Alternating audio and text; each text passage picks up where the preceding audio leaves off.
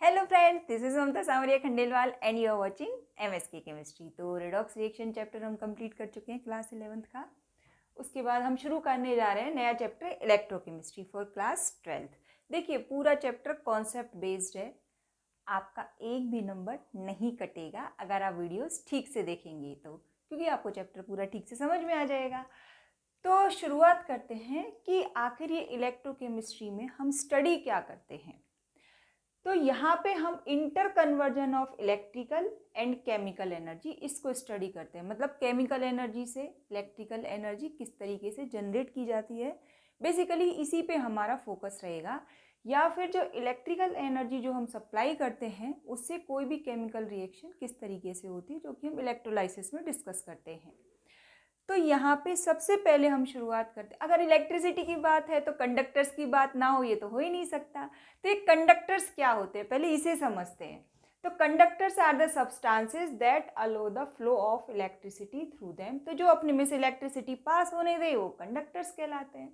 तो बेसिकली होता क्या है कि conductors allow transfer of electrons. तो ध्यान रखिए यहाँ पे क्या होता है, transfer of electrons from one point to other. अब ये इलेक्ट्रॉन का ट्रांसफर जो वन पॉइंट से दूसरे पॉइंट की ओर होता है, मतलब दो पॉइंट के बीच में जो इलेक्ट्रॉन का ट्रांसफर होता है, इसके दो तरीके हो सकते हैं। और उसी के बेसिस पे हमने कंडक्टर्स की दो कैटेगरी बनाई है। एक होती है इलेक्ट्रिक और इलेक्ट्रॉनिक कंडक्टर्स और दूसरा होता है इलेक्ट्रोलिटिक कंडक्टर्स। अब कंफ्यूजन बच्चे को क्यों होता है, क्योंकि इलेक्ट्रिक यानी कि इलेक्ट्रॉनिक कंडक्टर्स पढ़ाए जाते हैं फिजिक्स में, वहाँ पे थोड़ा सा अलग तरीका अलग रूल्स चलते हैं। इलेक्ट्रोलिटिक कंडक्टर्स पढ़ाए जाते हैं केमिस्ट्री में, और दोनों के कॉन्सेप्ट थोड़े थोड़े अलग हैं, इसलिए दिमाग में कुछ गड़बड़ हो जाता है। तो पहले हम इन्हीं के डिफरेंस को समझ लेते हैं, क्योंकि कन्फ्यूज़न की शुरुआत यहीं से होती है।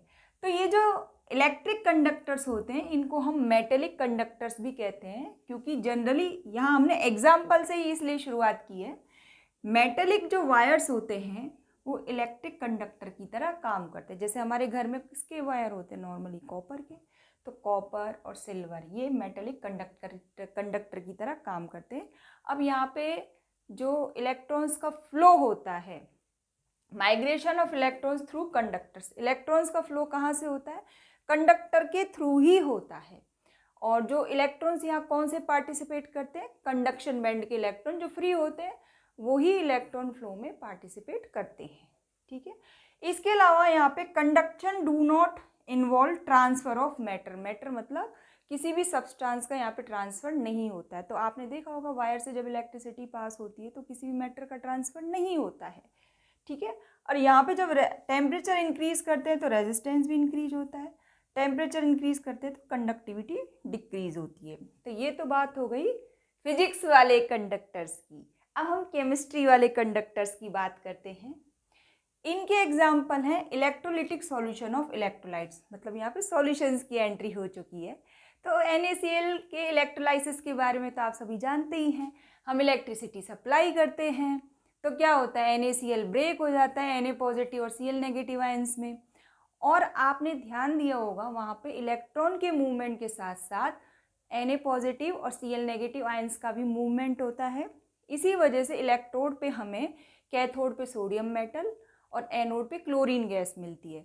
मतलब इन दोनों में बेसिक डिफरेंस क्या है, यहाँ पे इलेक्ट्रॉन के ट्रांसफ़र के साथ साथ मैटर का ट्रांसफ़र नहीं होता है, लेकिन यहाँ पे मैटर का ट्रांसफ़र होता है।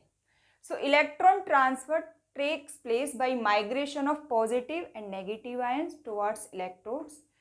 Conduction involves transfer of matter.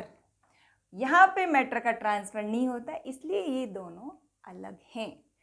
यहाँ पे टेम्परेचर इंक्रीज होता है तो रेजिस्टेंस डिक्रीज होता है, यहाँ पे टेम्परेचर इंक्रीज होता है तो कंडक्टिविटी भी इंक्रीज होती है। अब देखिए यहाँ पे आगे हम दो तरीके की कंडक्टिविटी पढ़ेंगे, एक तो के, दूसरी लैम्डा एम। हम कंडक्टेंस के बारे में भी पढ़ेंगे, और इन्हीं इलेक्ट्रोलिटिक कंडक्टर्स के लिए कोलराउस लॉ, ये सब हम अगले वीडियो में डिस्कस करेंगे। तो आई होप इन दोनों कंडक्टर्स के बीच में जो डिफरेंस है ये आपको ज़रूर समझ में आएगा। तो अगले वीडियो के लिए बने रहिए हमारे साथ। Keep watching MSK chemistry. Thank you.